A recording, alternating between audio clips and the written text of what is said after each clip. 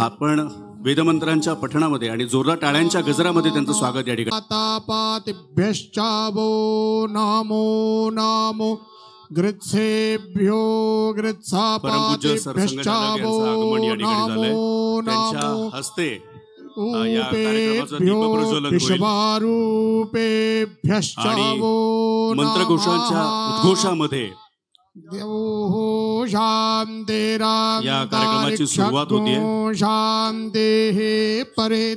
माननीय श्री मंदार जगन्नाथ देव महाराज मुख्य विश्वस्त, माननीय श्री जितेंद्र रमेश देव विश्वस्त, माननीय श्री केशव उमेश विद्वांस विश्वस्त, माननीय ॲडव्होकेट राजेंद्र बाबूराव उमा प्रमुख विश्वस्त, संत ज्ञानेश्वर महाराज संस्थान कमिटी, माननीय ॲडव्होकेट देवराज चंद्रकांत डहाळे विश्वस्त, श्रीमती अश्विनीताई चिंचवडे माजी नगरसेविका, सौ अपर्णाताई डोके माजी नगरसेविका, सौ जयश्रीताई गावडे माजी नगरसेविका, सौ करुणाताई चिंचवडे माजी नगरसेविका, श्री राजेंद्र गावडे माजी नगरसेवक, श्री सुरेश भोईर माजी नगरसेवक, श्री सचिन श्री शीतल शिंदे माजी नगरसेवक, श्री मोरेश्वर शेडगे माजी नगरसेवक आणि श्री विठ्ठल भोईर माजी प्रभाग सदस्य, तसेच श्री मुकुंदराव कुलकर्णी या सगळ्यांच्या उपस्थितीमध्ये हा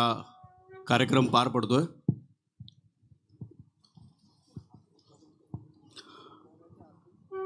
आणि श्रीमद महासाधू श्री मोरया गोसावी संजीवन समाधी सोहळा वर्ष 463 या कार्यक्रमाचं दीपप्रज्वलन होऊन कार्यक्रमाचं उद्घाटन हे होतंय. मंगलमूर्ती मंगलमूर्ती.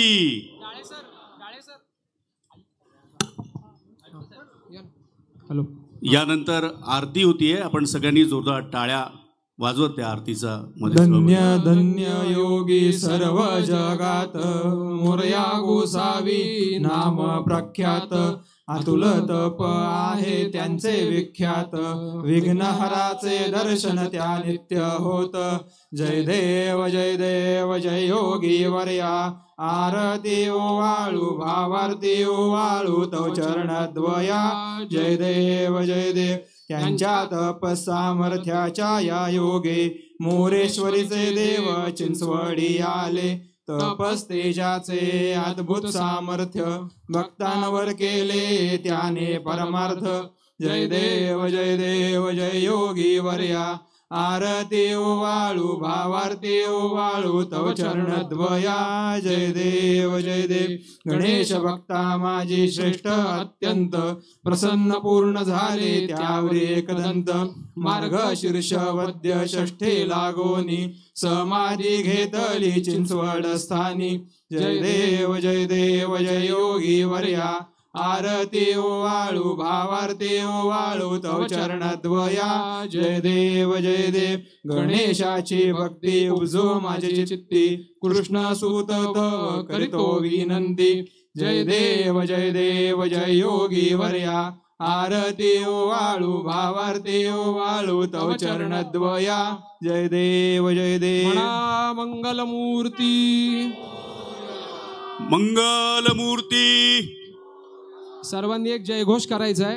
अनंत कोटी गणराज गणाधी गणराज, गुरु नयन भारती योगीराज, गुरु नयन भारती योगीराज, वामन पार्वती उमा माता, वामन पार्वती उमा माता, परब्रह्म परब्रह्म, श्री सिद्धिबुद्धी सहित, श्री सिद्धिबुद्धी सहित, चिंतामणी मयुरेश्वर, चिंतामणी मयुरेश्वर, भूस्वानंद, भूस्वानंद, भक्त प्रतिपालक, भक्त प्रतिपालक, चिंचवड निवासी, चिंचवड निवासी, पवनातटे, पवनातटे, संजीवन समाधिस्थ, संजीवन समाधिस्थ, महासाधू सद्गुरु, महासाधू सद्गुरु श्री मोरया गोसावी महाराज की जय. म्हणा मंगलमूर्ती मोरया.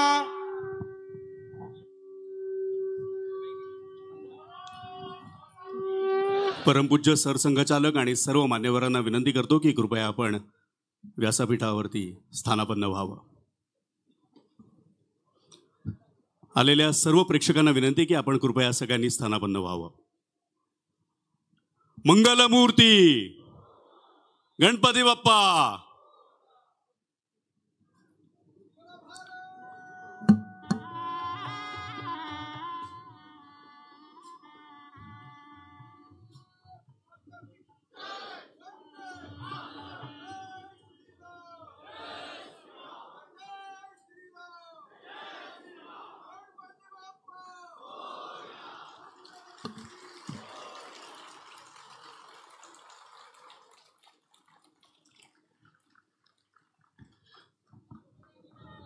धन्यवाद। ऊपर हिम से ढकी खड़ी है वो पर्वत की मालाएं, ऊपर हिम से ढकी खड़ी थी वो पर्वत की मालाएं, सुलग रही थी भीतर भीतर प्रलयंकारी ज्वालाएं। ऊपर हिम से ढकी खड़ी थी वो पर्वत की मालाएं, सुलग रही थी भीतर भीतर प्रलयंकारी ज्वालाएं। इन ज्वालाओं में दिख रहा था भारत का उत्थान। साधारण त्या काळामध्ये वरती हिमालयाच्या त्या कुशीमध्ये विसावलेला आपला हा भारत आणि अनेकांनी या भारताचे लचके तोडल्याच्या नंतर अनेक संत महंतांनी आपल्या धर्माचा जागर करण्यासाठी या पावनभूमीत जन्म घेतला। महाराष्ट्र ही खऱ्या अर्थाने संतांची भूमी। धर्म संस्थापनेचं नर इथे जन्मले आणि त्यांनी धर्माचं जागरण केलं। स्वतःचं आचरण करून लोकांना धर्म देखील शिकवला। पुण्याचा परिसर खऱ्या अर्थाने त्यांनी पुण्यभूमी करून सोडला। इंद्रायणीच्या काठी ज्ञानियांचा राजा जाणीव भोगत राहिला आणि देहूला विठ्ठल नामाचा सुकाळ हा संत तुकाराम महाराजांनी करून सदेह वैकुंठ गमन केले। आणि चिंचवडाच्या छोट्याशा खेड्याला मोरया गोसाव्यांनी अक्षरशः पावन केलं। माझ्या मोरयाचा धर्म जागो, श्रीमंत महासाधू श्री मोरया गोसावी महाराज संजीवन समाधी सोहळा वर्ष 463। आजच्या उद्घाटन दिनी आणि प्रथम दिनी खऱ्या अर्थाने माझी या मोरयाचा धर्म जागो म्हणत धर्मजागरणासाठी आणि धर्मस्थानावरील स्थानापन्न परमपूज्य सरसंघचालक तसेच सर्व मान्यवर आणि उपस्थित मोरया भक्तांचं मी प्रसाद अविनाश भारदे आजच्या कार्यक्रमाचा सूत्रसंचालक या नात्याने चिंचवड देवस्थान ट्रस्ट चिंचवड यांच्या वतीने आपल्या सगळ्यांचं मनपूर्वक स्वागत करतो। श्रोतेहो, साक्षात मयुरेश्वराचा अंश असलेली हीच प्रसाद मूर्ती सध्या मंगलमूर्ती वाड्यात दर्शनास आहे आणि मंगलमूर्तींबद्दल महाराज असं म्हणतात की शंकरजनक ऐसी पुराणे गाती, शंकरजनक ऐसी पुराणे गाती, परी सकळांचा जनिता हा मंगलमूर्ती। अगाध याचा महिमा नकळे कल्पांती, अगाध याचा महिमा नकळे कल्पांती, थोर पुण्य प्राप्ती सेवा ही मूर्ती। अहो मयूर क्षेत्री करे तिरी देवा रहिवासू केला, अहो मयूर क्षेत्री करे तिरी देवा रहिवासू केला, भक्तिभाव देखोनिया परब्रह्म थेट चिंचवडी आला, थेट चिंचवडी आला। या संजीवन समाधी सोहळ्याला उद्घाटन प्रसंगी आपण सर्वजण आलात आणि या धर्मजागरण सोहळ्याचे साक्षीदार झालात। याबद्दल बोलायचं झालं तर आज महाराज प्रत्यक्ष मोरया महाराज वरून असंही म्हणत असतील की तुमचे येणे झाले इथवरी, तुमचे येणे झाले येथवरी, चिंचवड पुण्यक्षेत्र खऱ्या अर्थाने भारी। श्रोतेहो, आपण पुढच्या कार्यक्रमाकडे वळणार आहोत। मी आजच्या कार्यक्रमाचे आपले प्रमुख मान्यवर परमपूज्य सरसंघचालक आणि सर्वांचं स्वागत देवस्थानच्या वतीनं करण्यासाठी श्री जितेंद्र देव यांना विनंती करतो की त्यांनी स्वागत या ठिकाणी करावं।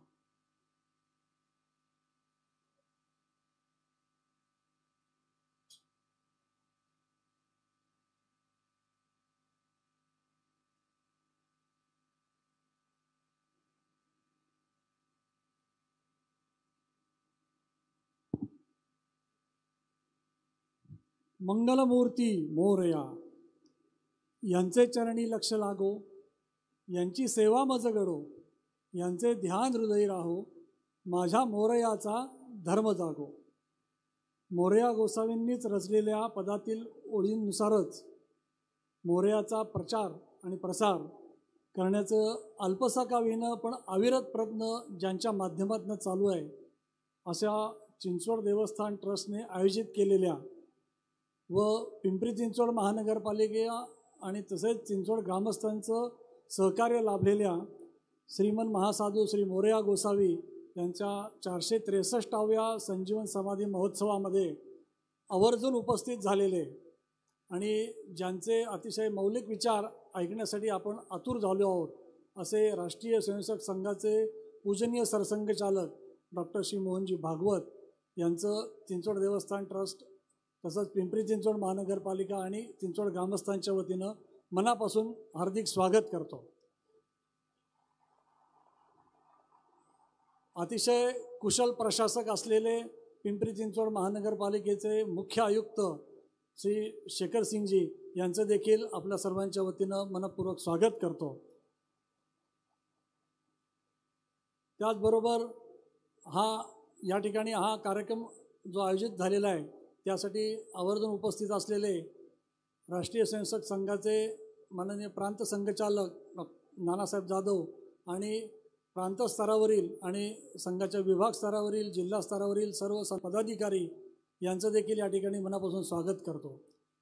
हा कार्यक्रम जगभरात आपल्या माध्यमातून पोहोचवण्यासाठी जे सर्व उपस्थित झालेले आहेत ते इलेक्ट्रॉनिक आणि प्रिंट मीडियाचे सर्व पत्रकार बंधू भगिनी यांचं देखील चिंचवड देवस्थान ट्रस्टच्या वतीनं मनापासून स्वागत करतो. आणि शेवटी एक महत्त्वाची गोष्ट आहेच आहे की आपण सर्व मोरया भक्त यांच्या सहकार्याने आणि यांच्या आशीर्वादाने शुभेच्छांमुळेच हा आपला उत्सव दरवर्षी अतिशय चांगल्या प्रमाणे साजरा होत असतो. त्यामुळे जमलेल्या सर्व मोरया भक्त बंधू भगिनी ज्येष्ठ नागरिक या सर्वांचं मनापासून चिंचवड देवस्थान ट्रस्टच्या वतीनं अतिशय मनापासून स्वागत करतो आणि थांबतो. मंगलमूर्ती मोरया. धन्यवाद. यानंतर मी ट्रस्टच्या सर्व विश्वस्तांना विनंती करतो की त्यांनी परमपूज्य सरसंघचालक यांचा सत्कार या ठिकाणी करावा.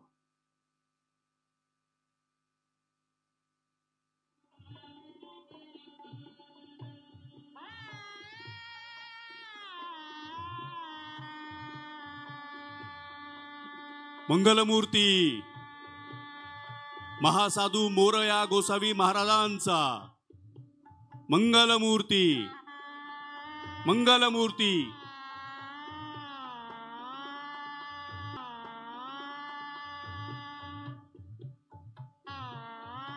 खास पुणेरी पगडी, शाल, श्रीफळ आणि मोरया गोसावी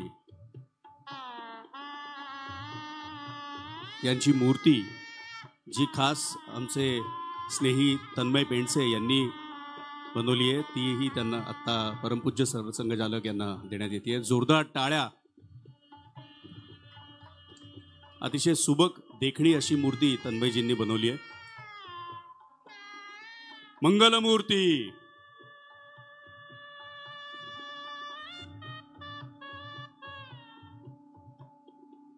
तसंच या उत्सवाचा लोगो असलेली जी प्रतिमा आहे ती सुद्धा परमपूज्य सरसंघचालक यांना देण्यात येते. यानंतर मी ट्रस्टचे मुख्य विश्वस्त मंदार महाराज देव यांना विनंती करतो की त्यांनी माननीय आयुक्त यांचा सन्मान या ठिकाणी करावा. पिंपरी चिंचवड महानगरपालिकेचे आयुक्त प्रशासक शेखर सिंह यांचा सन्मान या ठिकाणी होतोय. जोरदार टाळ्या. आपण आयुक्त प्रशासक शेखर सिंह यांचा सन्मान या ठिकाणी होतोय. जोरदार टाळ्या आपण सगळ्यांनी वाजवूयात, कारण हा उत्सव हा सोहळा पार पाडण्यासाठी अहोरात्र मेहनत महानगरपालिका श्री शेखर सिंह यांच्या मार्गदर्शनाखाली काम करते. यानंतर कार्यक्रमाचं प्रास्ताविक करण्यासाठी मी विनंती करतो ट्रस्टचे विश्वस्त ॲडव्होकेट राजेंद्र उमप यांना.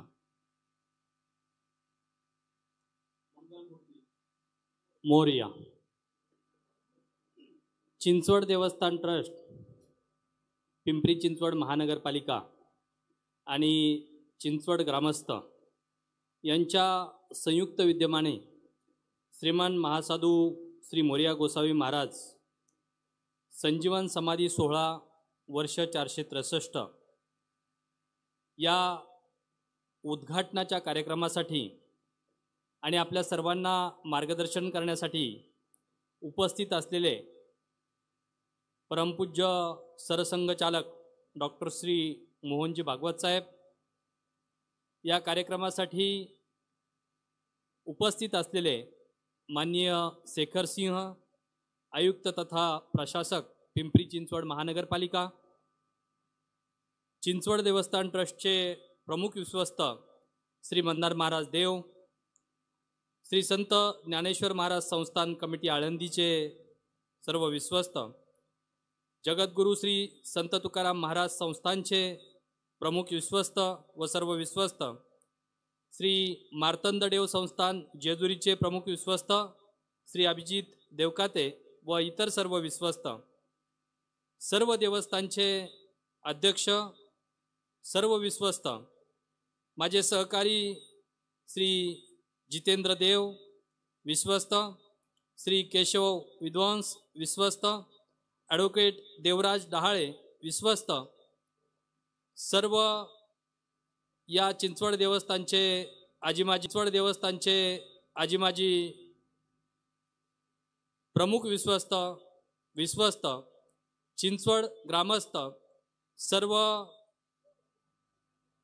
मोरया भक्त, सरसंघचालकांच्या समवेत आलेले सर्व पदाधिकारी, सर्व पोलीस कर्मचारी, आमच्या चिंचवड देवस्थान ट्रस्टचे सर्व पदाधिकारी, कर्मचारी, पत्रकार बंधू आणि भगिनींनो, आत्ताच माझे सहकारी विश्वस्त जितेंद्र देव यांनी सर्वांचं स्वागत केलेलं आहे. मी पुन्हा एकदा आपल्या सर्वांचं चिंचवड देवस्थान ट्रस्टच्या वतीनं हार्दिक असं स्वागत करतो. आपणा सर्वांना कल्पना आहे की आजपासून श्रीमान महासाधू श्री मोरया गोसावी महाराज यांचा 463वा संजीवन समाधी सोहळा सुरू होत आहे आणि या कार्यक्रमाचं उद्घाटन माननीय परमपूज्य सरसंघचालक डॉक्टर श्री मोहनजी भागवत साहेब यांच्या हस्ते होत आहे. याचा विशेष आनंद होतोय. चिंचवड देवस्थान ट्रस्टच्या अंतर्गत महाराष्ट्रातील अष्टविनायकामधील महत्त्वाची 3 अष्टविनायक येतात.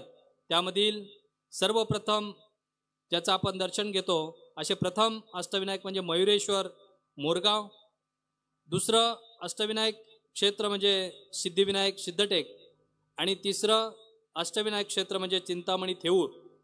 त्याचप्रमाणे या 3ही अष्टविनायकांना तीर्थक्षेत्राचा ब दर्जा मिळालेला आहे. त्याचप्रमाणे गेल्या वर्षी आपल्याला सर्वांना माहिती आहे की चिंचवड या ठिकाणी संजीवन समाधी मंदिर आहे, याला देखील महाराष्ट्र शासनाच्या वतीनं क दर्जा प्राप्त झालेला आहे. इसवी सन 1296 म्हणजे 728 वर्षापूर्वी आळंदी येथे इंद्रायणी काठी कार्तिकी महिन्याच्या कृष्ण पक्षाच्या 13व्या दिवशी म्हणजे तृतीयेला 21 वर्षाचा असताना श्री ज्ञानेश्वर महाराजांनी संजीवन समाधी घेतली आणि त्यानंतर इसवी सन 1561 म्हणजे आता 463 वर्ष पूर्ण होत आहे. चिंचवड या ठिकाणी दक्षिण वाहिनी पवनाकाठी श्रीमंत महासाधू मोरया गोसावी महाराजांनी 186व्या वर्षी संजीवन समाधी घेतलेली आहे. मी स्वतःला भाग्यवान समजतो की श्री संत ज्ञानेश्वर महाराज संस्थान कमिटीचा प्रमुख विश्वस्त म्हणून मी सेवा देत आहे. त्याचप्रमाणे चिंचवड देवस्थान ट्रस्टचा विश्वस्त म्हणून गेले 7 वर्ष सेवा देत आहे. महाराष्ट्रात जशी देवीची 3.5 शक्तिपीठे आहेत त्याचप्रमाणे 3.5 गणेशपीठे देखील आहेत. महाराष्ट्रातील 3.5 गणेशपीठांपैकी एक म्हणजे मोरगाव, दुसरं राजूर आणि तिसरं पद्मालय ही पूर्ण पीठ आहेत, तर चिंचवड हे अर्धपीठ आहे. मला सांगण्यास अत्यंत सार्थ अभिमान वाटतो की चिंचवड देवस्थान ट्रस्टच्या अंतर्गत 1.5 गणेशपीठे येतात. पूर्ण एक म्हणजे मोरगाव आणि चिंचवड हे अर्धपीठ म्हणून त्या ठिकाणी आहे.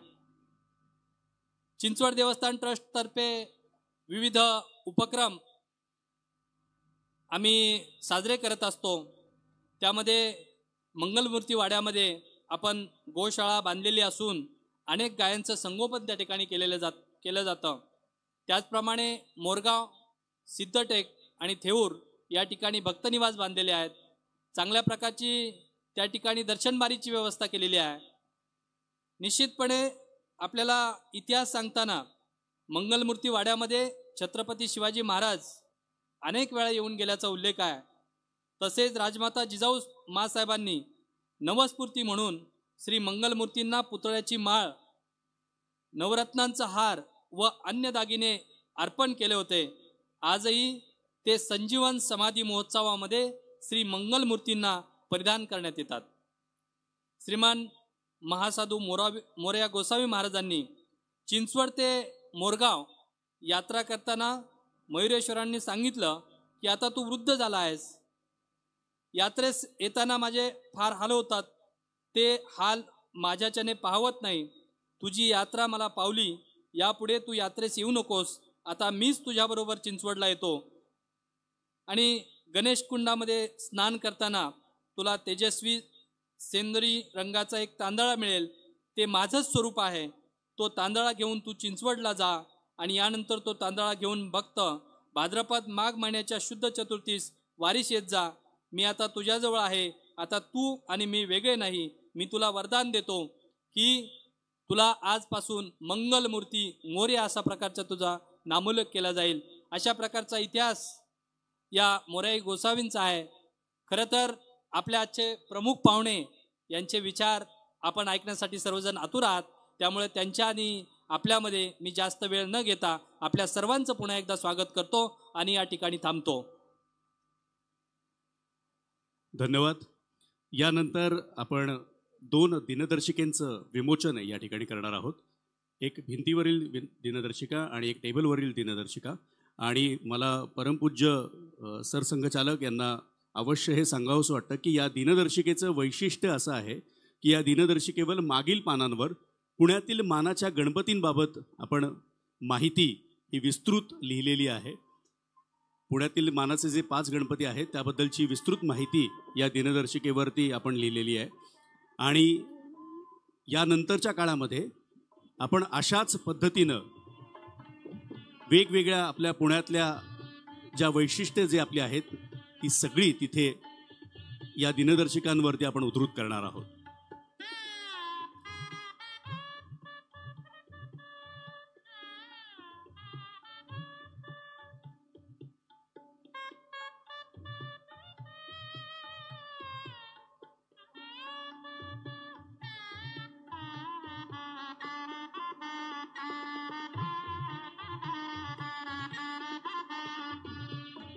पुणे आणि पिंपरी चिंचवडचा सांस्कृतिक वसा आणि वारसा सांगणारी ही दिनदर्शिका, याचं विमोचन या ठिकाणी होतंय. श्रीमंत महासाधू श्री मोरया गोसावी महाराज संजीवन समाधी सोहळा वर्ष 463. या प्रसंगी या 2ही दिनदर्शिकांचं विमोचन परमपूज्य सरसंघचालक यांच्या हस्ते झालंय. यानंतर पिंपरी चिंचवड महानगरपालिकेचे आयुक्त प्रशासक श्री शेखर सिंह यांना मी विनंती करतो की त्यांनी आपलं मनोगत या ठिकाणी व्यक्त करावं.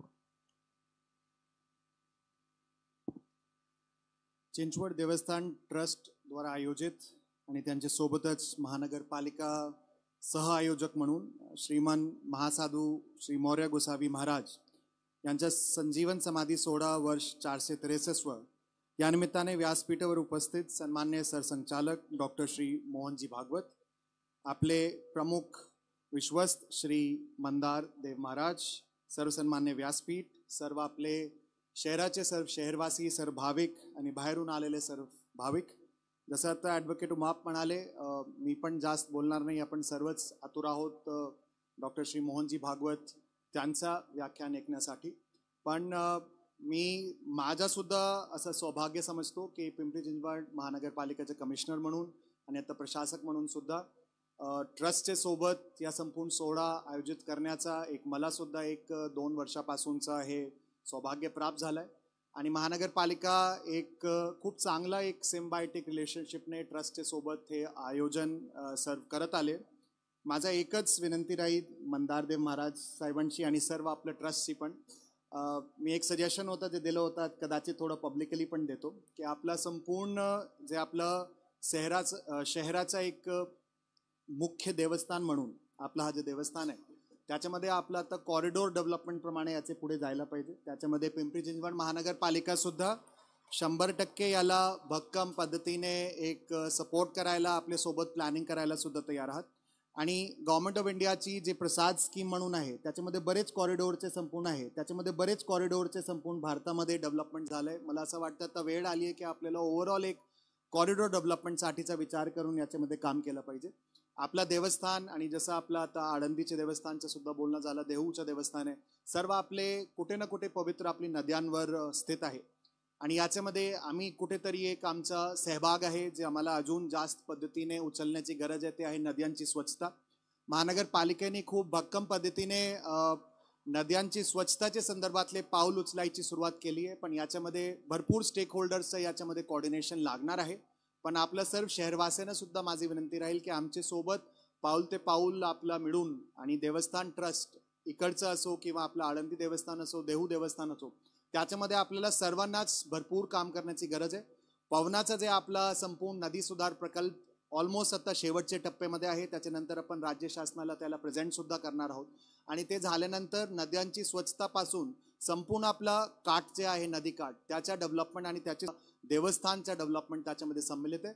पण आता एक वेळ आली आहे की संपूर्ण कॉरिडोर डेव्हलपमेंटच्या साठीचा आपल्याला एक विचार करून याचे पुढे जायला पाहिजे. आज आपण मला या प्रोग्रामसाठी बोलवलं त्याच्यासाठी खूप खूप धन्यवाद. धन्यवाद आयुक्त साहेब. आणि खऱ्या अर्थाने धन्यवाद आयुक्त साहेब. आणि खऱ्या अर्थाने जेव्हा पण येतो तेव्हा आपल्या सगळ्यांना खास करून पुणेकरांना हे विशेषतः आणि बाहेरून येणाऱ्यांना सुद्धा हे विशेष आवर्जून सांगावं लागेल की एक पाण्याचा फवारा मारणारी गाडी ही आपण कॉन्स्टंट इथे या भागामध्ये बघतो. मी असंच कार्यक्रमाच्या नियोजनाच्या संदर्भात बैठकीला जेव्हा आलो त्यावेळेस सांगितलं मला की जे धुलीकण आहेत ते खाली बसण्यासाठी ती गाडी फिरत असते. इतका प्रगत विचार ही पिंपरी चिंचवड महानगरपालिका करते. आणि असे लीड बाय एक्झाम्पल्स आपल्याकडे आयुक्त आहेत, त्यांच्यासाठी जोरदार टाळ्या झाल्या पाहिजेत. आणि आता माझ्या पाठोपाठ आपण फक्त एक जयघोष करा, गणपती बाप्पा, छत्रपती शिवाजी महाराज की. श्रोते हो, यानंतर परमपूज्य सरसंघचालक यांना मी विनंती करतो की आम्हा सगळ्यांना आपण मार्गदर्शन करावं.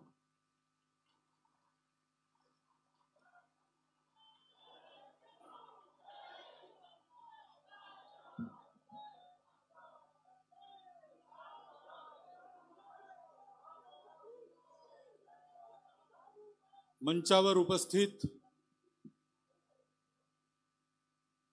या संस्थांचे सगळे माननीय ट्रस्टी, आदरणीय महापालिका आयुक्त, उपस्थित अन्य आळंदी आणि देहून आलेले विश्वस्त मंडळी, ग्रामस्थ सज्जन, माता भगिनी,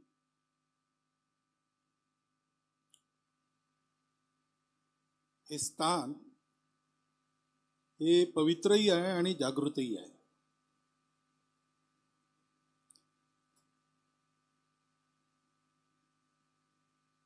इथून त्यांना साक्षात्कार झाला अशा एका साधूंचं मलाही दर्शन झालं आहे. दर्शन घेतलं त्यावेळी ते 128 वर्षाचे होते.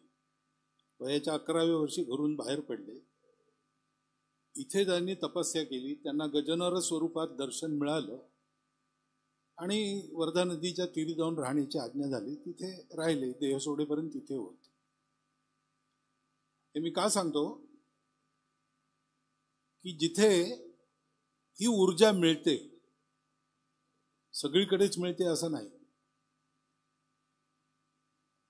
पण पुण्यपूर्वजांच्या तपस्येमुळे जिथे ही शक्ती असते अशी स्थानं भारतात आजही आहेत. त्यातलं आपलं एक स्थान.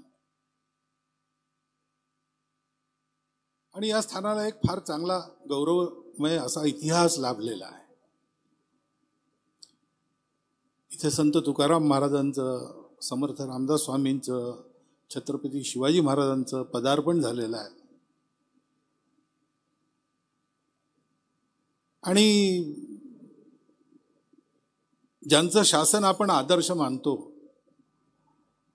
अशा त्या शासनकर्त्यांचा सतत पाठिंबा मिळत राहिलेला.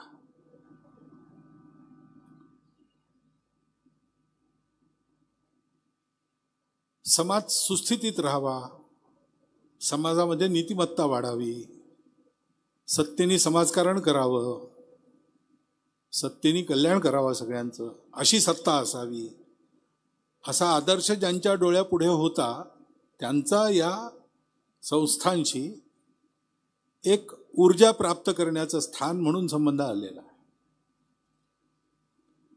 अशा स्थानी आपण आज आलो आहोत. 463 वर्ष झाली या सोहळ्याला, त्याचं उद्घाटन असा विषय आहे. तर औपचारिक विधी हा होतोच आहे आणि होणारच आहे. आणि प्रतिवर्षाप्रमाणे यंदाही हा सोहळा उत्तम रीतीने संपन्न होईल. सगळ्या मंडळींचे परिश्रम आहेत, प्रामाणिक इच्छा आहे आणि भगवंताचा आशीर्वाद आहे, त्यामुळे हे होणारच आहे. थोडासा असा विचार करायचा की दरवर्षी हा सोहळा आपण करतो, याचं प्रयोजन काय? एक प्रयोजन आहे स्मरण, आठवण करून देणं स्वतःला. अशी एक जागा आहे, इथे आपण पुष्कळ चांगले होऊ शकतो, अधिक चांगले होऊ शकतो, याचं स्मरण करण्याकरता हा उत्सव असतो. आपल्याकडे अशा निरनिळ्या उत्सवांची परंपरा आहे. आता कुंभ आहे, कोट्यावधी लोक येतात, श्रद्धेने येतात आणि फार चांगलं वातावरण तिथे असतं.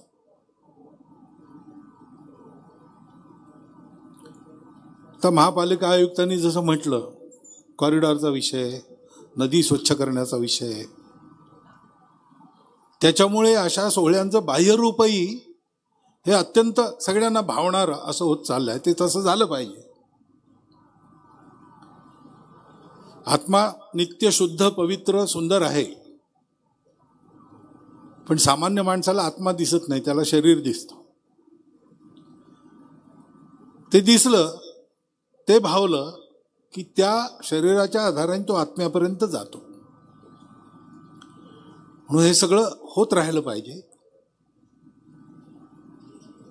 परंतु आणखी का होत राहिलं पाहिजे?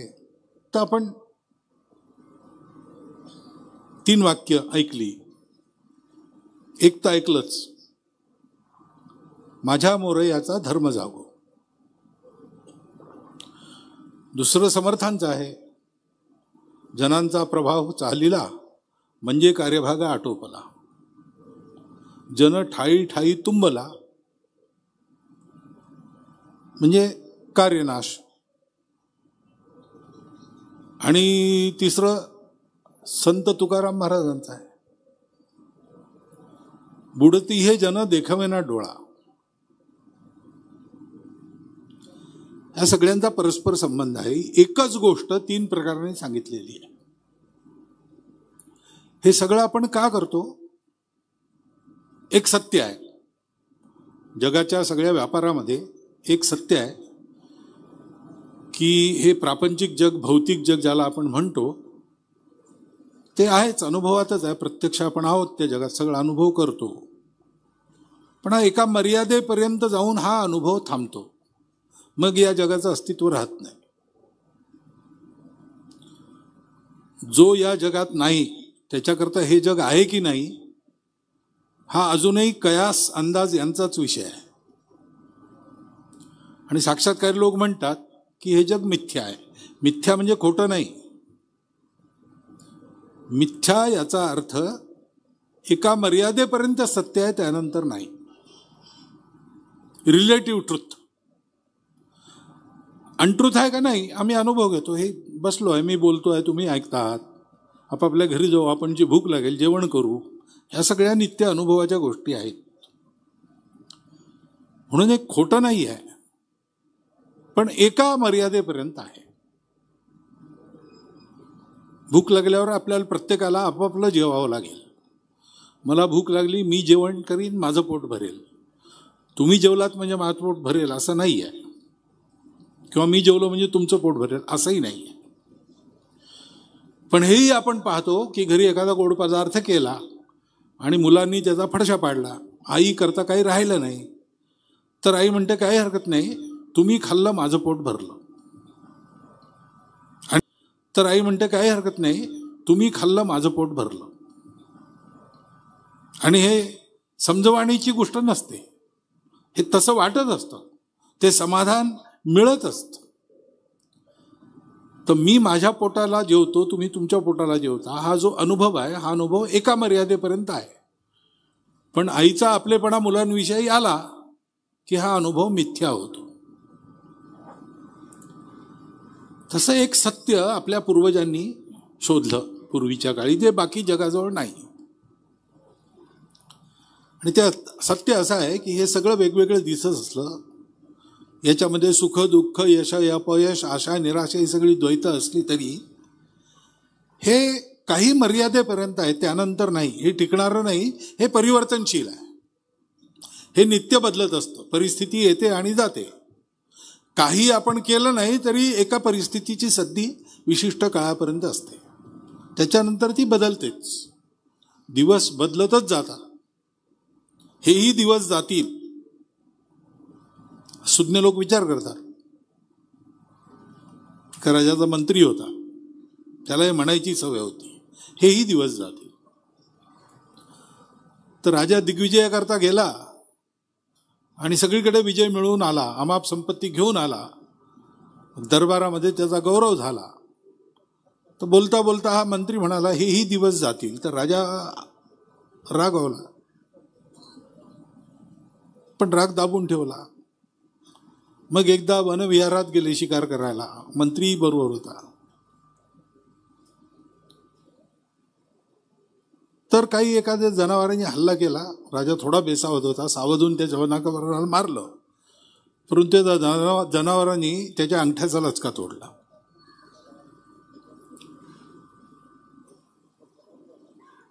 तर लोक सगळे राजाच्या पराक्रमाचं वर्णन करतोय, ते कसा अंगठा गमावून सुद्धा त्याला मारलं वगैरे वगैरे. हा म्हणतो हेही दिवस जातील. तो आणखी रागवला आणि त्याला कैदेत टाकला. मग काही दिवसांनी बंड झालं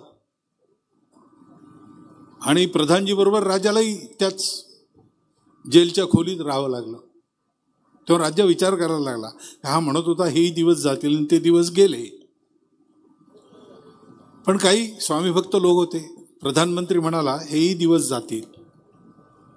त्या स्वामीभक्त लोकांनी राजाला जेल बाहेर पळवलं आणि सांगितलं जंगलातून एका सुरक्षित ठिकाणी जा तुम्ही दोघं जण, आम्ही येऊ शकत नाही, गवगवा होईल, पकडले जा. तिथे हे निघाले तर एका रानटी टोळीने त्यांना पकडलं. त्यांना बळी जाणारा माणूस पाहिजे होता म्हणून दोघांनाही पकडलं. प्रधानमंत्र्यालाही काहीतरी असं व्यंग होतं, राजालाही होतं. पकडला, बळी देणार. तर ते तपासणी झाली बळी कसा काय आहे. तर राजाचा अंगठा तुटलेला, याचा आणखी काहीतरी तुटलेलं. असा बळी चालत नाही म्हणून दोघांनाही सोडून दिलं. तेव्हा राजाच्या लक्षात आलं की परिस्थिती असते, चांगली येते वाईटही येते, पण सतत कुठली नसते. परिवर्तनशील संसार आहे. सत्य काय आहे, शाश्वत काय आहे, ते एक तत्व आहे. ते पूर्वी होतं, आत्ताही आहे, नंतरही राहील. सृष्टी झाली तत्पूर्वी होतं, सृष्टी आहे त्यातही आहे, सृष्टी संपेल. हे युनिवर्स त्याचं काय होईल, ब्लॅक होल होईल, काय होईल ते, व त्यानंतरही ते राहील. अगदी आता आजकालचं विज्ञानही असं म्हणायला लागलं आहे की everything started with A pre existing universal consciousness. जे आपण म्हणतो ब्रह्मसत्यम जगन मिथ्या, तेच आहे. ब्रह्म म्हणजे जाणीव, आणि त्या जाणीवेतून सृष्टी उत्पन्न झाली. त्या जाणीवेमुळे सृष्टीची स्थिती होते, लय होतो, पुन्हा दुसरी सृष्टी होते. हे चक्र जे चालतं त्याच्या पाठीमागे प्री एक्झिस्टिंग युनिव्हर्सल कॉन्शियसनेस आहे, असं विज्ञानही आता म्हणायला लागलं आहे. हे आपल्या पूर्वजांना तेव्हा सापडलं. आणि त्याच्यामुळे हे उघड आहे की ते सगळीकडे तेच आहे, ते एकटं सत्य आहे आणि तेच शाश्वत आहे. याचा अर्थ आपल्या सर्वांमध्ये ते जे सत्य आहे एकच आहे, म्हणून आपण एकमेकांशी जुळलेले आहोत. हे ज्यांना माहीत नव्हतं त्यांच्या जीवनाचा आधार काय होता? बळी तो कानपिणी, survival of the fittest, struggle for existence. त्याच्यामुळे संघर्ष आहे, प्रत्येकाचा प्रत्येकाशी संघर्ष आहे. आणि एकाला मोठं व्हायचं असेल तर बाकीच्यांना छोटं व्हावं लागतं. जो सर्वांना छोटं करू शकतो तो मोठा होतो. आणि जगामध्ये येऊन करायचं काय? तो उपभोग घ्यायचा.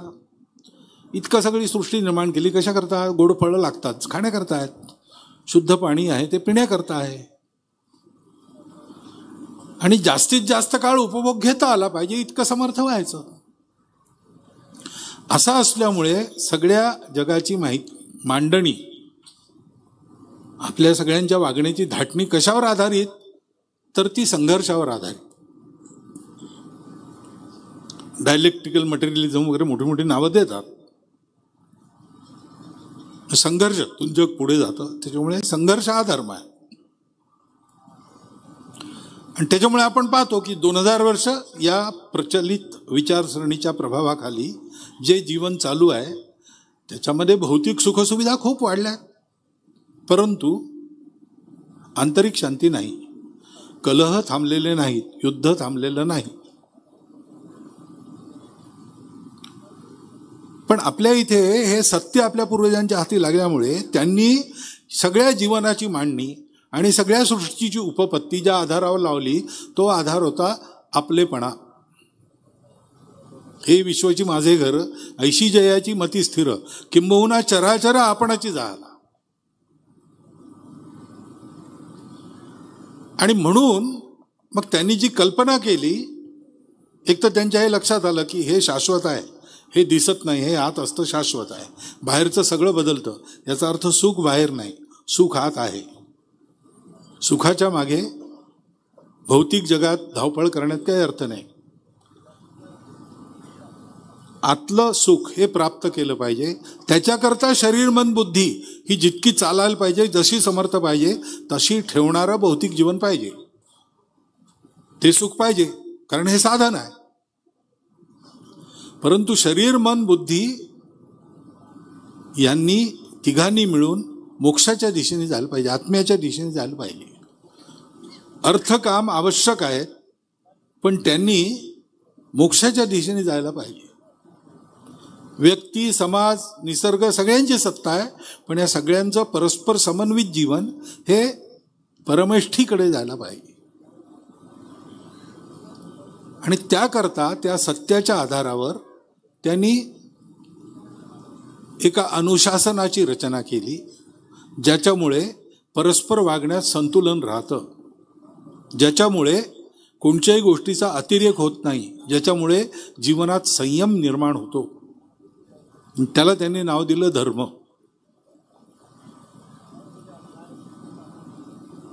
हा धर्म जोडतो आणि हा धर्म उन्नत करतो. हा धर्म कुठेही दुःखदायी नसतो. हा धर्म कोणत्याही अतिवादाला थारा देत नाही. या धर्माच्या आधारावर सगळ्यांच्या जीवनाची रचना होईल.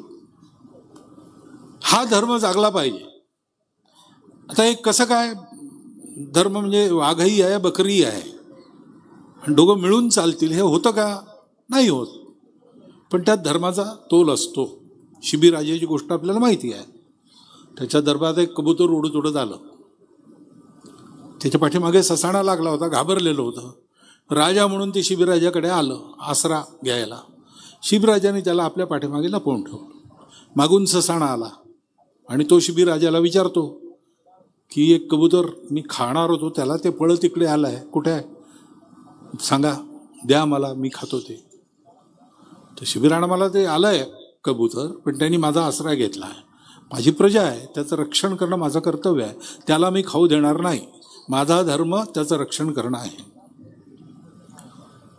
तर पलीकडे तो ससाणा म्हणतो की तुझा धर्म त्याचं रक्षण करणं आहे असं तू सांगतो, पण मला निसर्गाने धर्म दिला आहे मांस खाऊन जगायचं.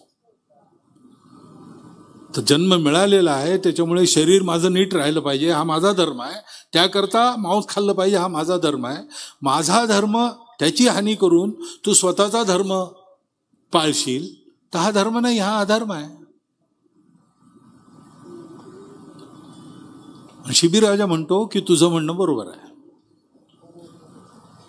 तुला उपाशी ठेवणं हा अधर्म आहे, तूही माझ्या प्रजेतला एक आहेस आणि मांस खाणं हा तुझा धर्म आहे, तसंच तुला खाऊ घातलं पाहिजे. कबुतराचाच मांस पाहिजे असं नाही आहे, तर तू त्याच्या वजनाचा माझा मांस काढून घे, मी कापून देतो तुला, खा. धर्माकरता मरावे असं म्हणतात ना, धर्माकरता मरावे मरोनी अवघ्यासी मारावे, मारिता मारिता घ्यावे राज्य आपुले.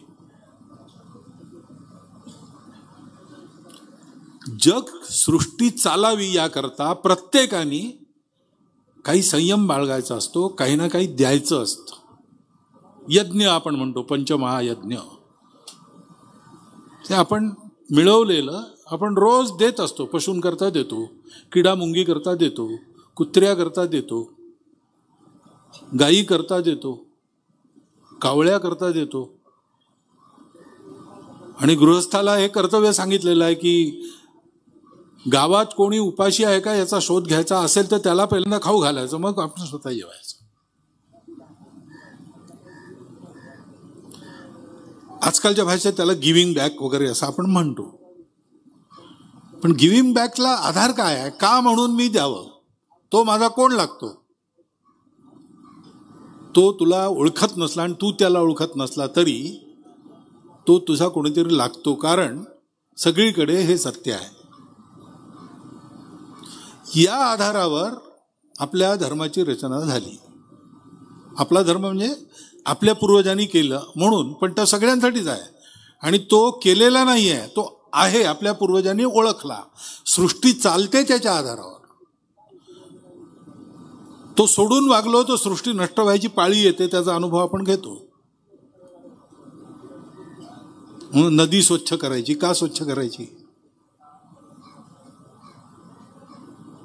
ती नदी अस्वच्छ झाली की रोगराई आपली वाढते.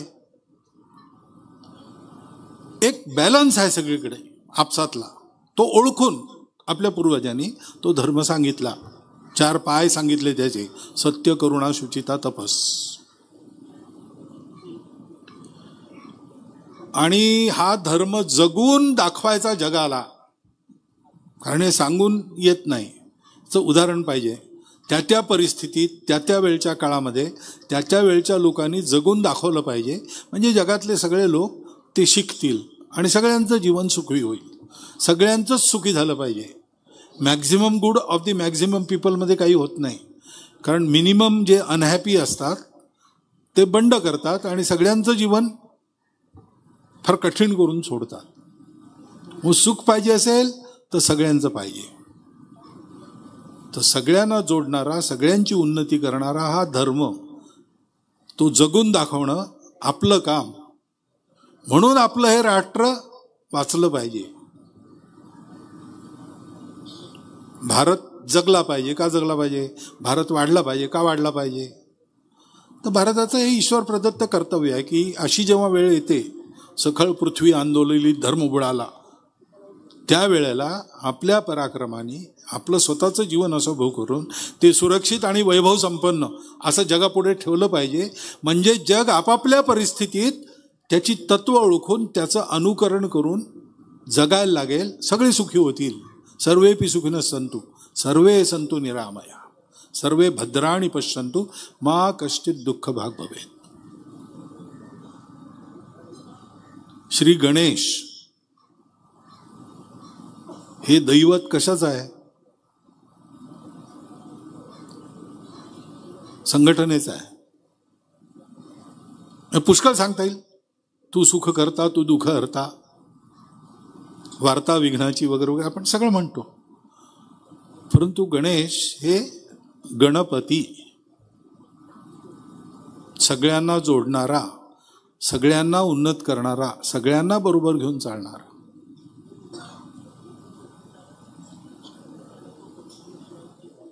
म्हणून पोट मोठं आहे अनेकांचं सहन करावं लागतं, पोटात अपराध सहन करावे लागतात, कान मोठे आहेत, सगळीकडे काय चालू आहे ऐकायला यायला पाहिजे, मनं समजायला पाहिजेत लोकांची, सोड मोठी आहे, कारण वास घेता आला पाहिजे कुठे काय काय चालू आहे, विपरीत परिस्थिती. वाहन मूषकासारखं आहे जे कुठेही जाऊ शकतं, मूषकाला जाम वगैरे अडवू शकत नाही, मग कुठेही जात आहेत.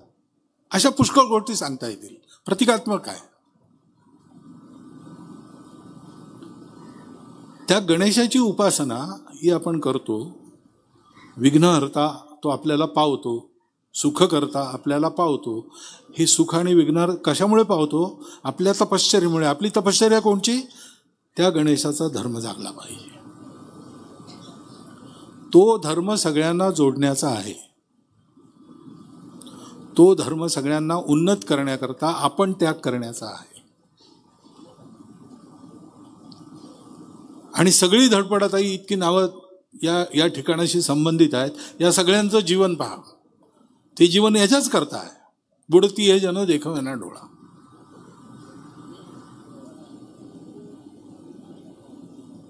आपापल्या सुखाच्या जीवनाचा त्याग करून ही कष्टांची वाट घेऊन जीवन कशा करता जगले? तर लोकांचा उद्धार, जनांचा प्रभाव चालीला पाहिजे.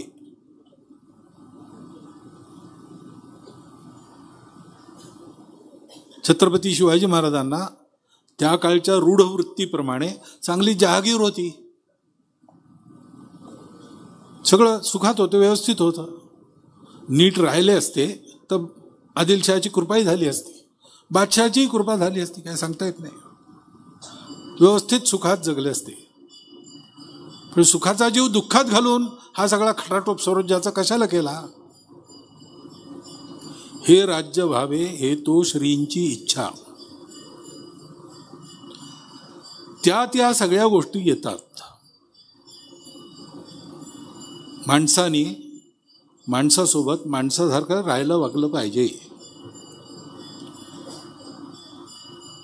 माणसाने समूहासोबत सुद्धा माणुसकीने वागलं पाहिजे.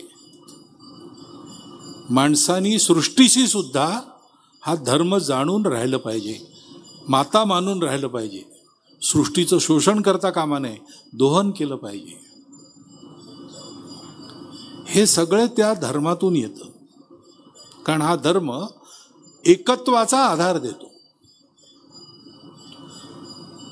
त्या एकत्वाचा प्रत्यक्ष साक्षात्कार त्याला तपस्या लागते मोठी. पण ती करता करता आपल्या व्यवहारातून तो अनुभव घेणे आपण सगळ्यांनी घेतला आहे. कोरोनापूर्वी आपण कसे होतो आणि कोरोनाच्या काळात कितीतरी एकलकोंड जीवन जगणाऱ्यांनी आपल्या स्वतःच्या मृत्यूची रिस्क घेऊन किती कामं केली. समाजातल्या सर्व थरातल्या लोकांनी कामं केली. आणि त्या अनुभवानंतर आपल्या देशामध्ये सगळीकडे समाजाकरता काही करणाऱ्यांची संख्या खूप वाढली आहे. का? कारण त्यांना त्या गोष्टीमधून हा अनुभव आला. आता ब्रह्मसत्य वगैरे असं नाही बोलणार ते, पण हे केल्याने समाधान वाटतं. काल एका कार्यक्रमात आमच्या एका स्वयंसेवकांनी सांगितलं, दिव्यांग व्यक्तींकरता काम करतात ते. इतके वर्ष काम करत होतो, चांगलं काम होतं, उत्तम करत होतो, समाधान मिळत नव्हतं. या कामात लागलो सेवेच्या, दिव्यांग व्यक्तींची सेवा, आणि समाधान म्हणतात ते हेच ते मला सापडलं. हेच ही जी सत्य असत्यासी मन केले ग्वाही, असं केल्यावर जी साक्ष येते ती साक्ष हीच असते. ते सांगावं लागत नाही, सिद्ध करावं लागत नाही, ते मनोमन पटतं की हेच. ते समाधान आपल्याला मिळतं. तिथे थांबायचं नसतं, पुढे जायचं असतं. परंतु अरे बापरे, इतकी तपश्चर्या, मोरया गोसांची तपश्चर्या पाहिली आपल्याला नाही करता येत. आपण पूजा करू, स्मरण करू, सोहळा करू, बाकी नाही करणार असं वाटतं कधी सामान्य माणसं. पण ठीक आहे, ते 10,000 पावलं चालून गेले. आम्ही आज 10,000 पावलं चालणार नाही, पण आज 10 पावलं जाऊ शकतो ना समोर. एका माणसाला निघाला तो कुठेतरी पर्यटनाला उत्तर दिशेकडे, आणि जाऊन एका गावात थांबला आणि तिथून जाईच ना. तर गावातल्या लोकांनी विचारलं की अरे तू जात का नाही? त्यामुळे आता पुढे जो प्रदेश आहे फार पर्वतीय बर्फाळ प्रदेश आहे, रात्री तर अंधार असतोच पण दिवसासुद्धा सूर्य महिने महिने उगवत नाही. तर माझ्याजवळ जो टॉर्च आहे तो फक्त 15 फूट पुढचं दाखवतो, आणखी 1000 मैल पुढे जायचं आहे, कसं जाणार? लोक म्हणाले तू 1000 मैल पुढे नको जाऊस, पण 15 फूट पुढे जा, म्हणजे त्याच्या 15 फूट पुढे तुला प्रकाश दिसेल. पुन्हा 15 फूट करत जा ना. तर 2-2 पावलं उचलत आपण पुढे का जाऊ नये? हा मार्ग हा सिद्ध मार्ग आहे, सत्याचा मार्ग आहे. सगळीकडले निर्णय अनुभव घेऊन आता जग सुद्धा भारताकडे आशेनी हा मार्ग आपल्याला मिळेल याकरता पाहायला लागलेला आहे. आणि आपलं सुदैव असं आहे की ही जी सनातन परंपरा आहे ती इतक्या सगळ्या काळाच्या उतार चढावातून, आक्रमणातून, याच्यातून त्याच्यातून टिकून जशीच्या तशी आपल्याला उपलब्ध आहे. सांगोवंगीच्या गोष्टी नाही आहेत या. जेव्हा आपण म्हणतो की असं आहे तेव्हा त्या ऊर्जेचा, त्या दृष्टीचा अनुभव घ्यायला अशी स्थानं आपल्याजवळ आहेत आणि त्यांच्याबाबत श्रद्धा आपल्या मनात आहे.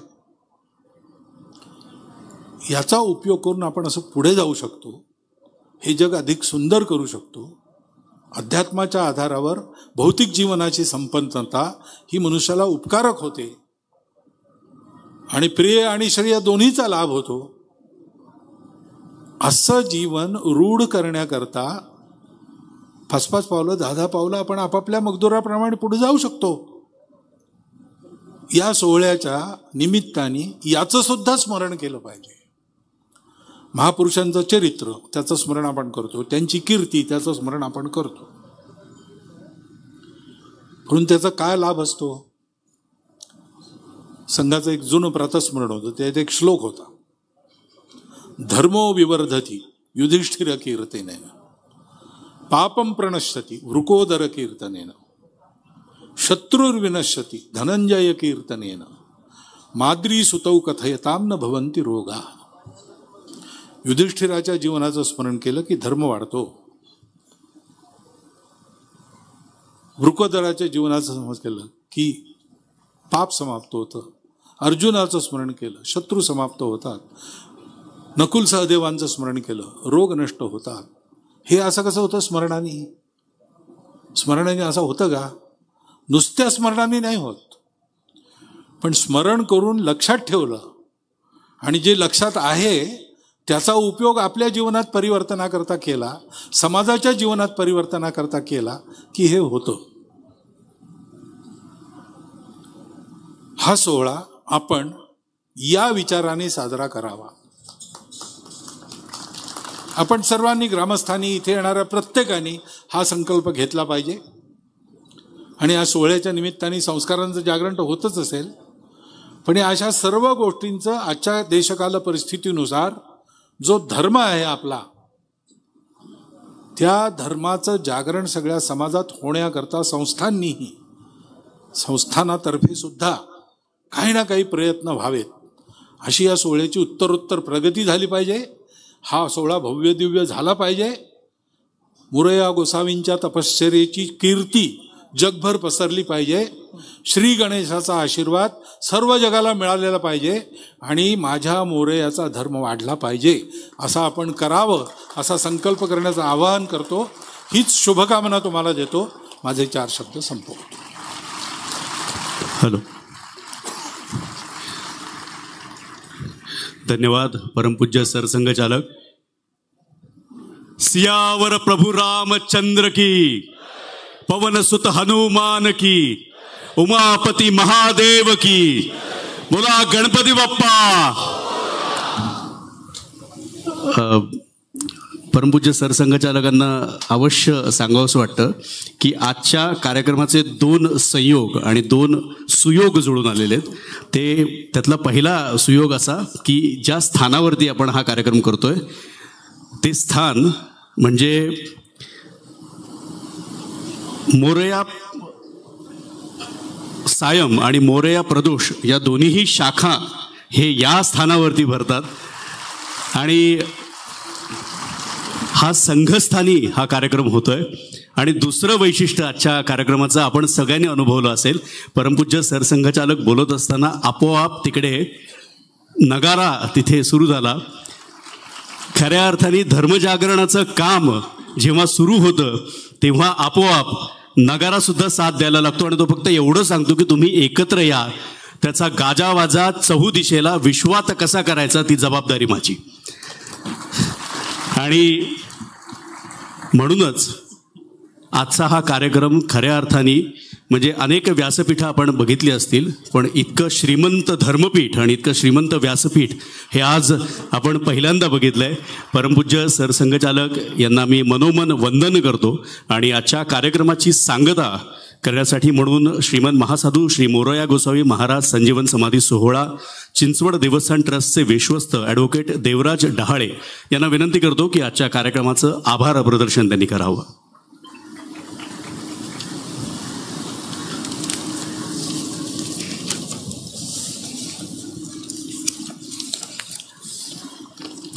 श्रीमन महासाधू मोरया गोसावी महाराज संजीवन समाधी सोहळा वर्ष 463 या सोहळ्याच्या निमित्ताने उद्घाटन म्हणून लाभलेले राष्ट्रीय स्वयंसेवक संघाचे परमपूज्य सरसंघचालक माननीय डॉक्टर श्री मोहनजी भागवत सर, आपण या ठिकाणी आलात आणि आपल्या अमोघ वाणीमधून अतिशय थोड्या वेळामध्ये देव, देश आणि धर्म अशा तिन्ही अंगांना आपण अतिशय लीलेला स्पर्श केला. आणि या मोरयाच्या व्यासपीठावरून आपण समाजाला जे मार्गदर्शन केलं त्याबद्दल चिंचवड देवस्थान ट्रस्टतर्फे मी आपला अतिशय ऋणी आहे आणि त्याबद्दल आपले आभार मानतो. तसेच पिंपरी चिंचवड महानगरपालिकेचे आयुक्त तथा प्रशासक मान्य श्री शेखर सिंहजी, तसेच सहधर्मदाय आयुक्त पुणे मान्य सौ रजनी क्षीरसागर हेही या ठिकाणी उपस्थित झाले. त्यांचे मी देवस्थानच्या वतीने आभार मानतो.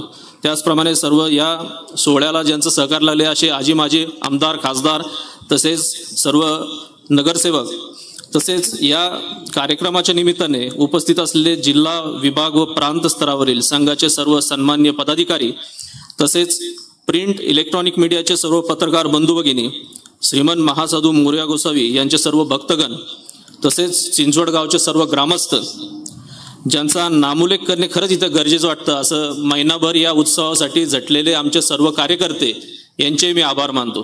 त्याचप्रमाणे या सोहळ्याच्या निमित्ताने महाराष्ट्रातील अनेक देवस्थानचे विश्वस्त या ठिकाणी हजर झाले. त्यापैकी श्री क्षेत्र देहू असेल, जेजुरी असेल, भीमाशंकर, रांजणगाव, बल्लाळेश्वर पाली, तसेच कसबा गणपतीचे विश्वस्त आणि सद्गुरू ग्रुपचे विश्वस्त या सर्वांचेही मी चिंचवड देवस्थानच्या वतीने आभार मानतो. आणि महाराजांच्या विनंतीने, महाराजांच्या साक्षीने हा कार्यक्रम संपन्न झाला असं जाहीर करतो. धन्यवाद. धन्यवाद. यानंतर आजच्या या कार्यक्रमानंतर पुढचा कार्यक्रम इथे होणार आहे.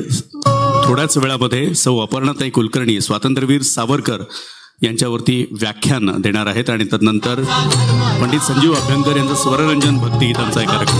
धन्यवाद.